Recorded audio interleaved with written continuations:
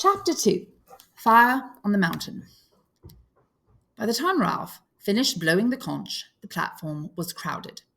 There were differences between this meeting and the one held in the morning. The afternoon sun slanted in from the other side of the platform, and most of the children, feeling too late the smart of sunburn, had put their clothes on.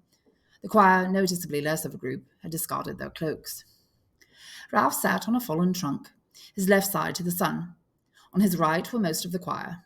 On his left, the larger boys who had not known each other before the evacuation, and before him, small children squatted in the grass.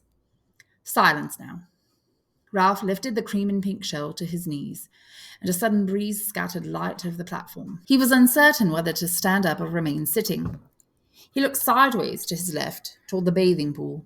Piggy was sitting near, but giving no help. Ralph cleared his throat. Well then, all at once, he found he could talk fluently and explain what he had to say. He passed a hand through his fair hair and spoke. We're on an island.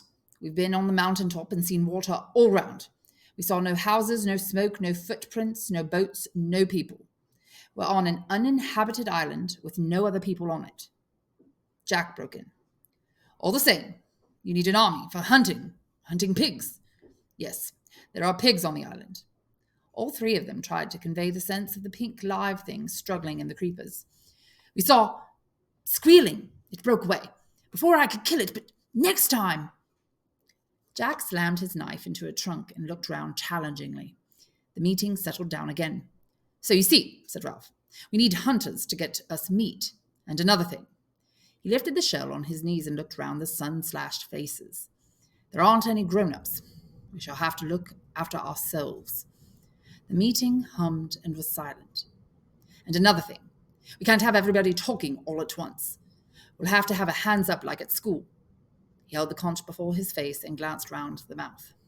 Then I'll give him the conch. Conch? That's what the shell's called.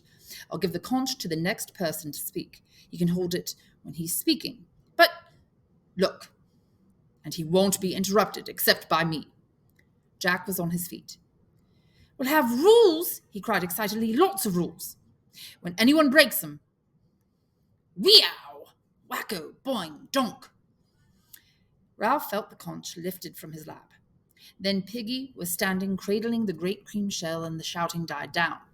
Jack, left on his feet, looked uncertainly at Ralph, who smiled and patted the log. Jack sat down.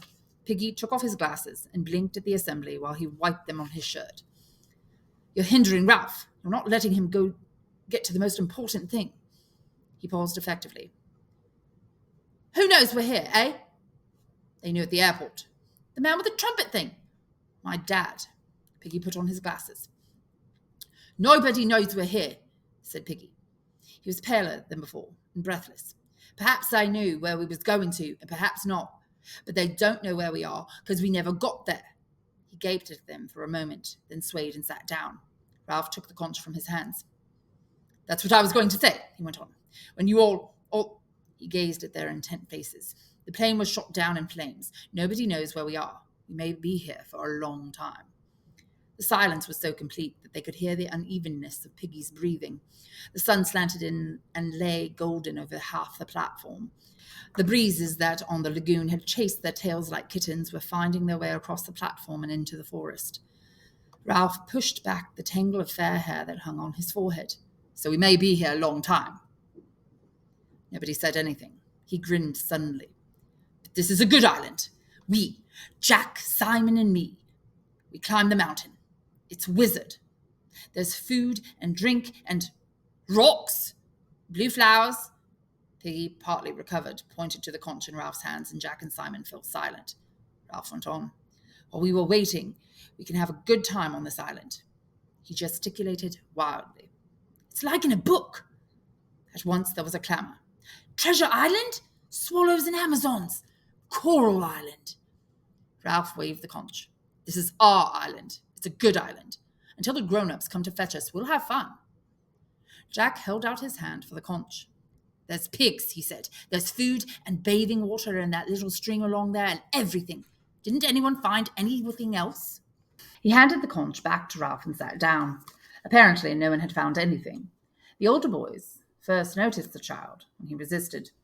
There was a group of little boys urging him forward, and he did not want to go. He was a shrimp of a boy, about 6 years old, and one side of his face was blotted out by a mulberry-coloured birthmark. He stood now, warped out of the perpendicular by the fierce light of publicity, and he bored into the coarse grass with one toe. He was muttering and about to cry. The other little boys, whispering but serious, pushed him toward Ralph. "All right," said Ralph. "Come on, then." The small boy looked round in panic. "Speak up!" The small boy held out his hands for the conch, and the assembly shouted with laughter. At once he snatched back his hands and started to cry. "Let him have the conch!" shouted Piggy. "Let him have it!" At last Ralph induced him to hold the shell, but by then the blow of laughter had taken away the child's voice. Piggy knelt by him, one hand on the great shell, listening and interpreting to the assembly. "He wants to know what you're going to do about the snake thing." Ralph laughed, and the other boys laughed with him. The small boy twisted further into himself. "Tell us about the snake thing." "Now he says it's a beastie." "Beastie?" "A snake thing, ever so big. He saw it." "Where?" "In the woods." Either the wandering breezes or perhaps the decline of the sun allowed a little coolness to lie under the trees. The boys felt it and stirred restlessly. "You couldn't have a beastie, a snake thing, on an island this size," Ralph explained kindly. "You only get them in big countries like Africa or India."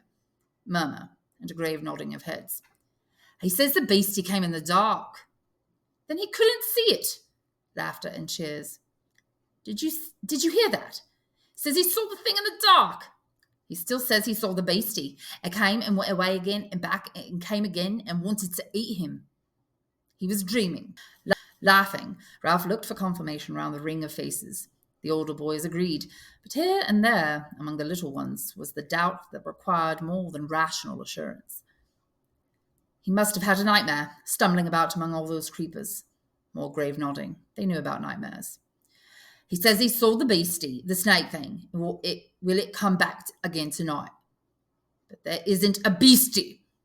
"He says in the morning it turned them into things like ropes in the trees and hung in the branches. He says it will come back tonight." "But there isn't a beastie." There was no laughter at all now, and more grave watching.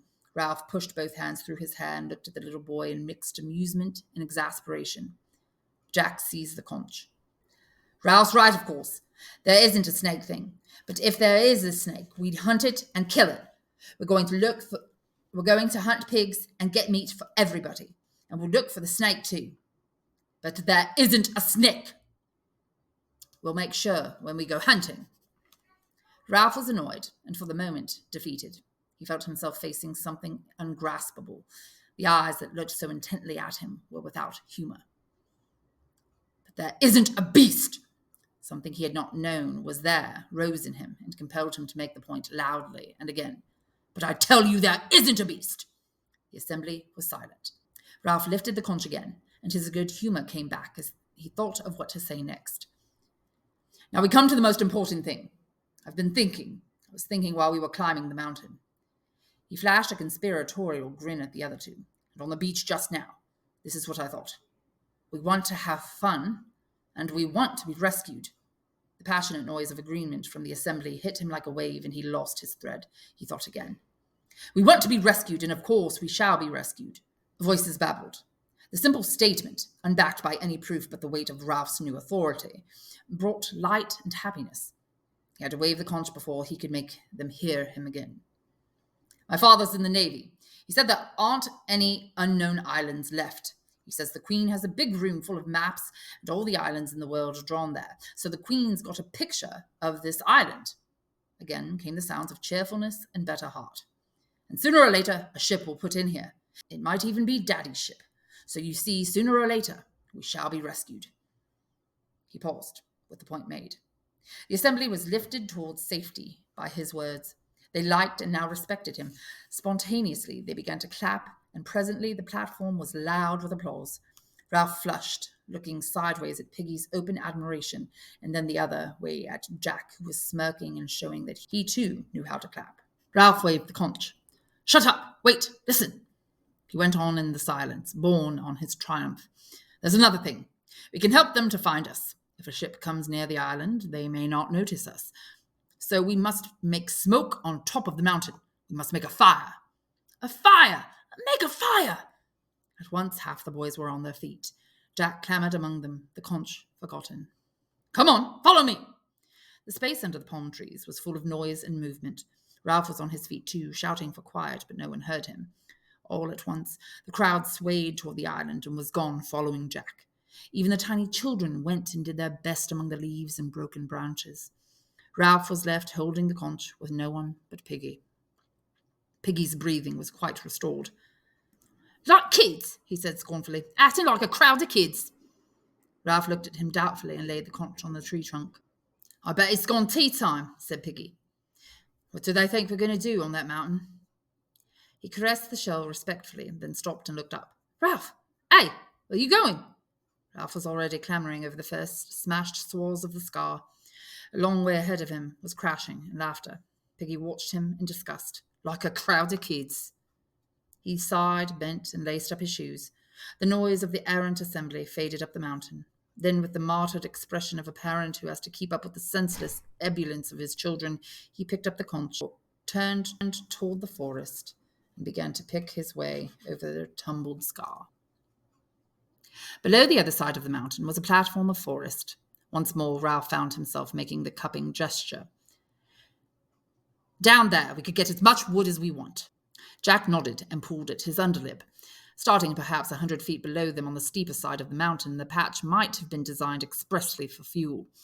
Trees, forced by the damp heat, found too little soil for full growth, fell early and decayed. Creepers cradled them, and new saplings searched a way up. Jack turned to the choir, who stood ready. Their black caps of maintenance were slid over like berets. We'll build a pile. Come on. They found the likeliest path down and began tugging at the deadwood. And the small boys who had reached the top came sliding too, till everyone but Piggy was busy. Most of the wood was so rotten that when they pulled, it broke up into a shower of fragments and wood lice and decay. But some trunks came out in one piece. The twins, Sam and Eric, were the first to get a likely log, but they could do nothing till Ralph, Jack, Simon, Roger, and Maurice found room for a handhold. Then they inched the grotesque dead thing up the rock and toppled it over the top. Each party of boys added a quota, less or more, and the pile grew. At the return, Ralph found himself alone on a limb with Jack, and they grinned at each other, sharing this burden. Once more, amid the breeze, the shouting, the slanting sunlight on the high mountain was shed that glamour, that strange, invisible light of friendship, adventure, and content. Almost too heavy, Jack grinned back. Not for the two of us. Together, joined in an effort by the burden, they staggered up the last steep of the mountain. Together, they chanted 1, 2, 3, and crashed the log onto the great pile. Then they stepped back, laughing with triumphant pleasure, so that immediately Ralph had to stand on his head. Below them, boys were still laboring, though some of the small ones had lost interest and were searching in this new forest for fruit. Now the twins, with unexpected intelligence, came up the mountain with armfuls of dried leaves and dumped them against the pile. One by one, as they sensed that the pile was complete, the boys stopped going back for more wood and stood with the pink, shattered top of the mountain around them. Breath came evenly by now, and sweat dried. Ralph and Jack looked at each other while society paused about them. The shameful knowledge grew in them that they did not know how to begin confession. Ralph spoke first, crimson in the face. Will you? He cleared his throat and went on. Will you light the fire? Now the absurd situation was open. Jack blushed too. He began to mutter vaguely. You rub 2 sticks. You rub. He glanced at Ralph, who blurted out the last confession of his incompetence. Has anyone got any matches? You make a bow and spin the arrow, said Roger. He rubbed his hands in mime. Psst, psst. A little air was moving over the mountain. Piggy came with it, in shorts and shirt, labouring cautiously out of the forest, with the evening sunlight gleaming from his glasses. He held the conch under his arm. Ralph shouted at him. Piggy, have you got any matches? The other boy took up the cry till the mountain rang. Piggy shook his head and came to the pile. My, you've made a big heap, haven't you? Jack pointed suddenly. His specs! Use them as burning glasses. Piggy was surrounded before he could back away. Here, let me go! His voice rose to a shriek of terror as Jack snatched the glasses off his face. Mind out! Give 'em back! I can hardly see! You'll break the conch! Ralph elbowed him to one side and knelt by the pile. Stand out of the light! There was pushing and pulling and officious cries. Ralph moved the lenses back and forth, this way and that, till a glossy white image of the declining sun lay on a piece of rotten wood. Almost at once, a thin trickle of smoke arose up and made him cough. Jack knelt to and blew gently so that the smoke drifted away, thickening, and a tiny flame appeared. The flame, nearly invisible at first in that bright sunlight, enveloped a small twig, grew, and was enriched with colour, and reached up to the branch, which exploded with a sharp crack. The flame flapped higher, and the boys broke into a cheer. "My specs!" howled Piggy. "Give me my specs!" Ralph stood away from the pile and put his glasses into Piggy's groping hands. His voice subsided to a mutter. "Just blurs, that's all. Holly, see my hands!" The boys were dancing. The pile was so rotten and now so tinder-dry that whole limbs yielded passionately to the yellow flames that poured upwards and shook a great beard of flame 20 feet into the air. For yards round, the fire heat was like a blow, and the breeze was a river of sparks. Trunks crumbled to white dust. Ralph shouted, "More wood! All of you get more wood!" Life became a race with fire, and the boys scattered through the upper forest. To keep a clean flag of flame flying on the mountain was the immediate end, and no one looked further. Even the smallest boys, unless fruit claimed them, brought little pieces of wood and threw them in. The air moved a little faster and became a light wind, so that leeward and windward side were clearly differentiated. On one side, the air was cool, but on the other, the fire thrust out a savage arm of heat that crinkled hair on the instant. Boys who felt the evening wind on their damp faces paused to enjoy the freshness of it, and then they found they were exhausted. They flung themselves down in the shadows that lay among the scattered rocks. The beard of flame diminished quickly. Then the pile fell inwards with a soft, cindery sound and sent the great tree of sparks upwards that leaned away and drifted downwind. The boys lay, panting like dogs. Ralph raised his head off his forearms. "That was no good." Roger spat efficiently into the hot dust. "What do you mean?" "There wasn't any smoke, only flame."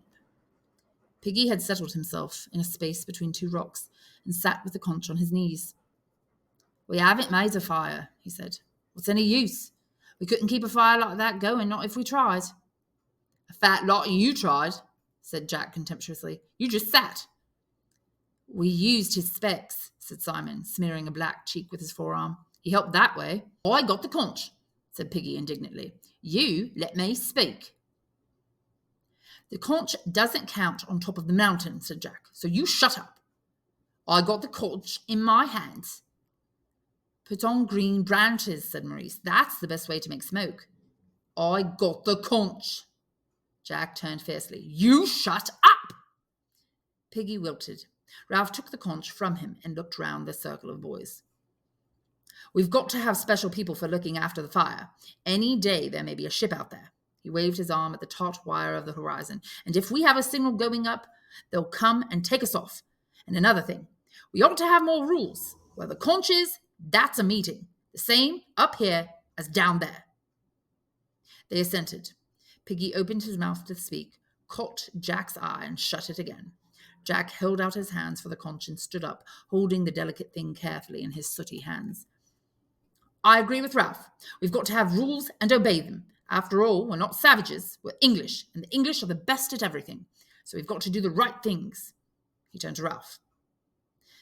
"Ralph, I'll split up the choir, my hunters, that is, into groups, and will be responsible for keeping the fire going." This generosity brought a spatter of applause from the boys, so that Jack grinned at them, then waved the conch for silence. "We'll let the fire burn out now. Who would see smoke at night time anyway? And we can start the fire again whenever we like. Altos, you keep the fire going this week, and trebles the next." The assembly assented gravely. "And we'll be responsible for keeping a lookout, too. If we see a ship out there," they followed the direction of his bony arm with their eyes, "we'll put green branches on. Then there'll be more smoke." They gazed intently at the dense blue of the horizon, as if a little silhouette might appear there any moment. The sun in the west was a drop of burning gold that slid nearer and nearer the sill of the world. All at once they were aware of the evening as the end of light and warmth. Roger took the conch and looked round at them gloomily. Roger took the conch and looked round at them gloomily. "I've been watching the sea. There hasn't been the trace of a ship. Perhaps we'll never be rescued." A murmur rose and swept away. Ralph took back the conch. I said before, we'll be rescued sometime. We've just got to wait. That's all. Daring, indignant, Piggy took the conch. That's what I said. I said about our meetings and things, and then you said shut up. His voice lifted into a whine of virtuous recrimination. They stirred and began to shout him down. You said you wanted a small fire, and you built a pile like a hayrick. If I say anything, cried Piggy with bitter realism, you say shut up. But if Jack or Maurice or Simon... He paused in the tumult, standing, looking beyond them and down the unfriendly side of the mountain to the great patch where they found dead wood. Then he laughed so strangely that they were hushed, looking at the flash of his spectacles in astonishment. They followed his gaze to find the sour joke. You got your small fire all right. Smoke was rising here and there among the creepers that festooned the dead or dying trees, and as they watched, a flash of fire appeared at the root of one wisp, and then the smoke thickened. Small flames stirred at the trunk of a tree and crawled away through the leaves and brushwood, dividing and increasing. One patch touched a tree trunk and scrambled up like a bright squirrel. The smoke increased, sifted, rolled outwards. The squirrel leapt on the wings of the wind and clung to another standing tree, eating downwards. Beneath the dark canopy of trees and smoke, the fire laid hold of the forest and began to gnaw. Acres of black and yellow smoke rolled steadily toward the sea. At the sight of the flames and the irresistible course of the fire, the boys broke into shrill, excited cheering. The flames, as though they were a kind of wildlife, crept as jaguar creeps on its belly toward the line of birch-like saplings that fledged an outcrop of the pink rock. They flapped at the first of the trees, and the branches grew a brief foliage of fire. The heart of flame leapt nimbly across the gap between the trees and then went swinging and flaring along the whole row of them. Beneath the capering boys, a quarter of a mile square of forest was savage with smoke and flame. The separate noises of the fire merged into a drum roll that seemed to shake the mountain. You got your small fire, all right. Startled, Ralph realized that the boys were falling still and silent, feeling the beginnings of awe at the power set free below them. The knowledge and the awe made him savage. Oh, shut up! I got the conch, said Piggy in a hurt voice. I got the right to speak. They looked at him with eyes that lacked interest in what they saw, and cocked ears at the drum roll of the fire. Piggy glanced nervously into hell and cradled the conch. We got to let that fire burn out now, and that was our firewood. He licked his lips. There ain't nothing we can do. We ought to be more careful. I'm scared. Jack dragged his eyes away from the fire. You're always scared. Yeah, fatty. I got the conch, said Piggy bleakly. He turned to Ralph. I got the conch, ain't I, Ralph? Unwillingly, Ralph turned away from the splendid, awful sight. What's that? The conch. I got the right to speak. The twins giggled together. We wanted smoke. Now look. A pole stretched for miles away from the island. All the boys except Piggy started to giggle. Presently, they were shrieking with laughter. Piggy lost his temper. I got the conch. You just listen. The first thing we ought to have made was shelters down there by the beach. It wasn't half cold down there in the night. But the first time Ralph says fire, you goes howling and screaming up this mountain like a pack of kids. And now they were listening to the tirade. How can you expect to be rescued if you don't put first things first and act proper? He took off his glasses and made as if to put down the conch, but the sudden motion toward it of most of the older boys changed his mind. He tucked the shell under his arm and crouched back on a rock. Then when you get here and you build a bonfire that isn't no use, now you've been and set the whole island on fire. Won't we look funny if the whole island burns up? Cooked fruit, that's what we'll have to eat, and roast pork. And that's nothing to laugh at. You said Ralph was chief, and you don't give him time to think. Then when he says something, you rush off like... He paused for breath, and the fire growled at them. And that's not all. Them kids, them little ones, you took any notice of them? You knows how many we got? Ralph took a sudden step forward. I told you to. I told you to get a list of names. How could I? Said Piggy indignantly. All by myself? They waited for 2 minutes, and then they fell in the sea. They went into the forest. They just scattered everywhere. How was I to know which was which? Ralph licked pale lips. Then you don't know how many of us there ought to be. How could I with them little ones running around like insects? Then when you three came back, as soon as you got the chance to make a fire, they all ran away, and I never had a chance. That's enough, said Ralph sharply. and snatched back the conch. "If you didn't, you didn't. Then you come up here and pinch my specs." Jack turned on him. "You shut up! And then them little ones wandering around down there where the fire is. How do you know they aren't still there?" Piggy stood up and pointed to the smoke and flames. A murmur rose among the boys and died away. Something strange was happening to Piggy, for he was gasping for breath. "That little one," gasped Piggy. "Him with the mark on his face. I don't see him. Where is he now?" The crowd was silent as death. "Him that talks about the snakes. He was down there." A tree exploded in the fire like a bomb. Tall swathes of creepers rose for a moment into view, agonized, and went down again. The little boys screamed at them. "Snakes! Snakes! Look at the snakes!" In the west, and unheeded, the sun lay only an inch or two above the sea. Their faces were lit redly from beneath. Piggy fell against the rock and clutched it with both hands. "That little one that had the mark on his face, where is he now? I tell you, I don't see him." The boys looked at each other fearfully, unbelieving. "Where is he now?" Ralph muttered the reply as if in shame. "Perhaps he went back to the—" Beneath them, on the unfriendly side of the mountain, the drum roll continued.